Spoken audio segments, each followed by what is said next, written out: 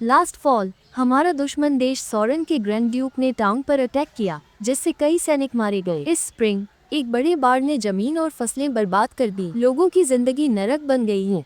एक वक्त का खाना मिलना भी मुश्किल हो गया है। The people are living in hell. Rain Edgar, grand duke Aldaran के सबसे छोटे बेटे, ने शहर का निरीक्षण करते हुए कहा, हमें ये पता करना पड़ेगा कि कितने लोग काम करने के लायक हैं। सेंसस करना जरूरी है, लेकिन पहले। रेन ने अपनी साथियों लिया और लिलियन की तरफ देखा। चलो पहले सिटी लॉर्ड्स एस्टेट चलते हैं। मुझे देखना है कि वहाँ कितना पेटी कैश पड़ा हुआ है जो हम डेवलपमेंट फंड्स के लिए यूज कर सकते हैं। सिटी लॉर्ड्स एस्टेट की तरफ जाते हुए उनका रास्ता एक आदमी ने रोक लिया, जो महंगे कपड़ों में था और उसके साथ गार्ड्स भी थे। भागो यहाँ से, तुम गंवार, उस आदमी ने घमंड से चिल्लाया। रेन कुछ कह पाता उससे पहले उस आदमी के गार्ड्स ने उन्हें धक्का दिया। लिया, let go, I can't breathe, Ren ने घबराते हुए कहा। मास्टर रेन, क्या आपको चोट लगी? कहीं दर्द हो रहा है? लिया ने चिंतित होकर पूछा। रेन ने सिर हिलाया। थैंक्स टू यू, मैं ठीक हूँ। रेन ने लिलियन की तरफ देखा और पूछा, तुम्हें पता है ये कौन था? लिलियन का चेहरा पीला पड़ गया। वो एडविन फैमिली का यंग मास्टर है। एशलिंग सिटी के सारे कसिनोज उन्हीं के हैं। रेन की आंखें चमक उठी। सारे कसिनोज? इसका मतलब वो बहुत अमीर होंगे। लिलियन घबरा गई। रेन ने मुस्कुराते हुए कहा, बहुत बढ़िया। मुझे चिंता थी कि डेवलपमेंट फंड्स कहाँ से आएंगे। लिलियन, हमें कसिनो ले चलो। लिलियन ने घबराते हुए कहा, मास्टर वहाँ मत जाइए, वो लोग आपका सारा पैसा लूट लेंगे। रेन ने हंसते हुए कहा, चिंता मत करो, कसिनो मुझे नहीं हरा सकता।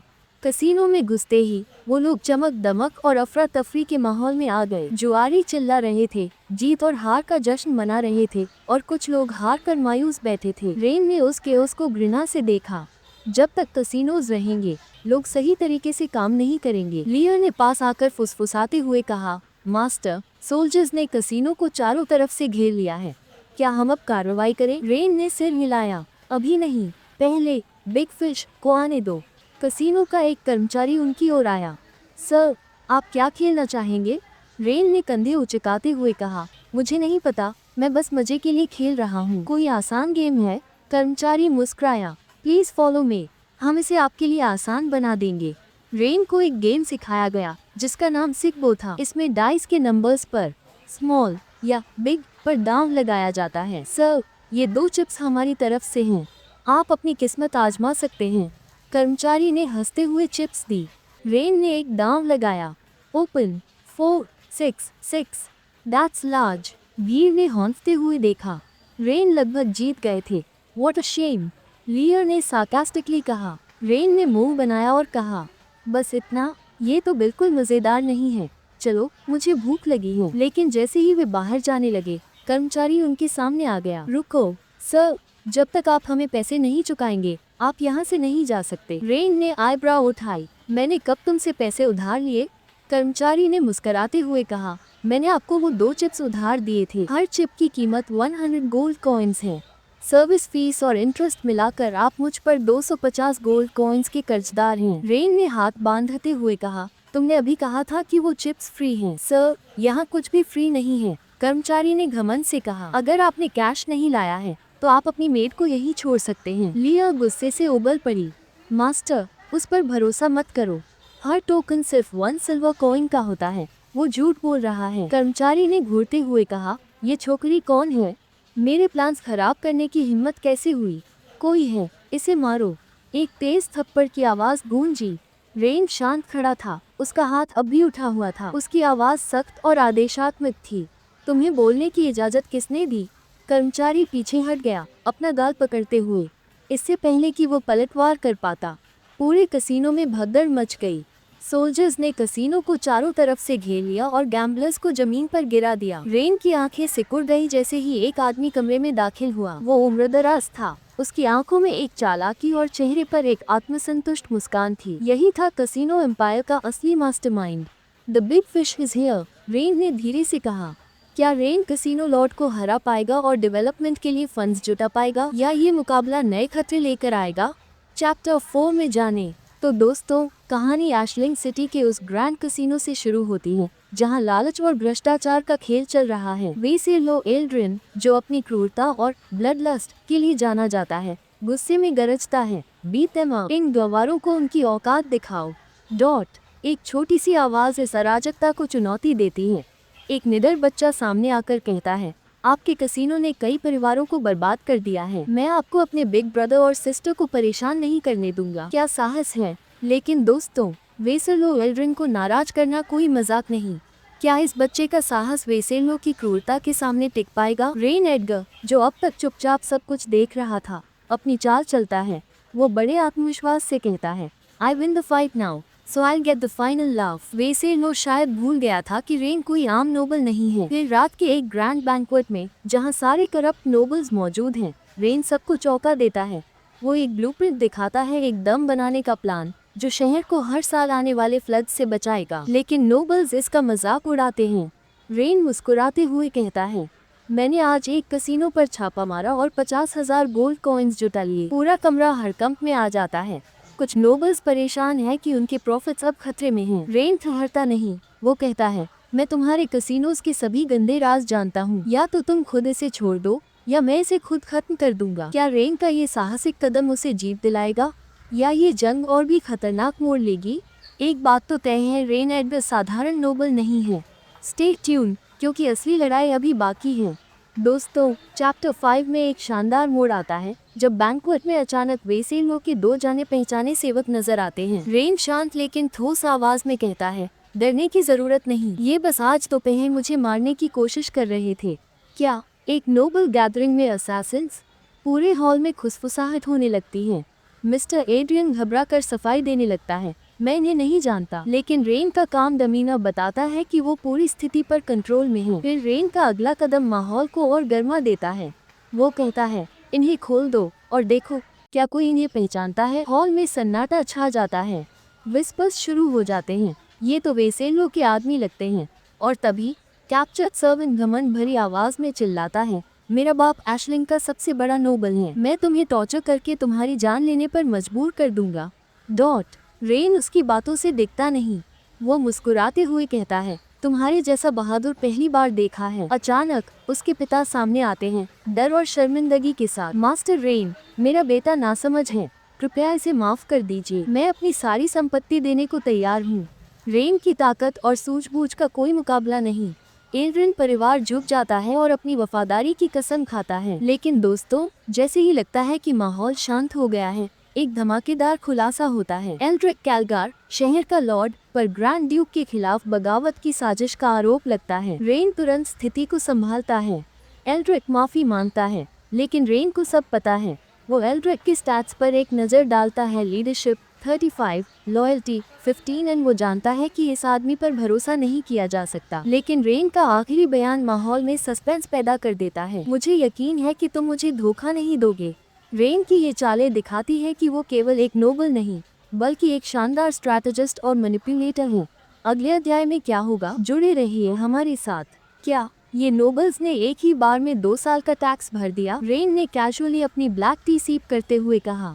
लिया काफी वरीड थी। उसने कहा, मास्टर रेन, अगर एल्ड्रिक सच में रिबेलियन कर रहा है तो आप खतरे में हैं। रेन ने काम और कंपोज टोन में जवाब दिया, लिया, मुझे पता है तुम टेंशन ले रही हो, पर अभी जल्दबाजी करना हमारे लिए रिस्क होगा। मुझे पहले ये समझना होगा कि कौन एल्ड्रिक का साथ दे रहा है। लिया अब भी डाउट में थी, पर अगर आप इंतजार करते रहे तो क्या पता वो आप पर अटैक कर दे। रेन ने एक हल्की मुस्कान के साथ कहा, इसीलिए तो मुझे उन्हें ये लगने देना है कि मैं बस एक नाइव रिच बॉय हूँ जो सिचुएशन समझ नहीं रहा। एक सर्वेंट एंटर करके अनाउंस करता है, मास्टर रेन, विज़र्ड्स गिल्ड के गिल्ड मास्टर मैल्कम आपसे मिलना चाहते हैं। रेन आईब्राउ रेज करके बोलता है, विज़र्ड्स, ये तो काफी इंटरेस्टिंग होगा। मैल्कम गुस्से में रूम के अंदर आता है और बोलता है, मास्टर रेन, तुमने विज़र्ड्स गिल्ड को इंसल्ट किया है। तुम्हारे रिक्रूटमेंट नोटिस में विज़र्ड्स को एक्सक्लूड करना हमारे लिए अनएक्सेप्टेबल है। रेन कामली रिस्पॉन्ड करता है, मिस्टर मैल्कम, ये इंसल्ट नहीं, एक प्रैक्टिकल डिसीजन था। 3 रीजंस हैं विज़र्ड्स को एक्सक्लूड करने के। माना की डेली लिमिट होती है जो हमारी डेडलाइंस डिले कर सकती है। विज़र्ड्स काफी एक्सपेंसिव होते हैं। एक की सैलरी में मैं 10 लेबर्स हायर कर सकता हूँ। विज़र्ड्स के पास गिल्ड का सेफ्टी नेट है, पर सिविलियंस के पास कुछ नहीं। एज अ लॉर्ड मुझे उनका भी ध्यान रखना है। मैल्कम का गुस्सा और बढ़ता है। मैजिक इस दुनिया का रूल है। विजिट सबसे ऊपर होते हैं और सिविलियंस को हमारे नीचे रहना चाहिए। रेन का काम आचरण अब एक शार्प एज ले लेता है। हो सकता है आपके लिए ये रूल हो, पर एशलिंग में सबको समझना होगा कि विजिट्स और सिविलियंस बराबर हैं। मैल्कम धमकी देने लगता है, अगर तुमने अपने वर्ड्स वापस नहीं लिए तो विजिट्स गिल्ड तुम्हारा एनिमी बनेगा। रेन कैजुअली लिया की तरफ देखता है और बोलता है, लिया, अगर मिस्टर मैल्कम टोन ठीक नहीं करते तो तुम इनका गला काट सकती हो। फिर हम देखते हैं कॉट किसका साथ देता है। मैल्कम एकदम शॉक में, मास्टर रेन, माफ़ी चाहता हूँ, ये गलती दोबारा नहीं होगी। रेन हल्के से मुस्कुराते हुए लिया को सिग्नल देता है, लिया, इन्हें जाने दो, लेसन सिखाना जरूरी था। उद्धरण चिन्ह। Ren quietly system notification check करता है। Finally quest complete. देखते हैं क्या रिवॉर्ड्स मिले हैं। सिस्टम का रिस्पॉन्स आता है, new quest available, obtain 5 high stats characters. Rain अपने आप से सॉफ्टली बोलता है, गेम अब और ज़्यादा इंटरेस्टिंग होने वाला है। देखते हैं कौन मेरी टीम का हिस्सा बनेगा। गिल्ड मास्टर मैल्कम, अगर वो किसान काम करने से मना कर दे तो मास्टर रेन को आखिरकार आपके पास आना ही पड़ेगा। मैल्कम थोड़ा डिफेंसिव टोन में कहता है, मैं केवल इसलिए अपसेट हूँ क्योंकि उसने विजिट्स को हायर करने से मना कर दिया। ये तोड़ फोड़ क्यों करूँगा?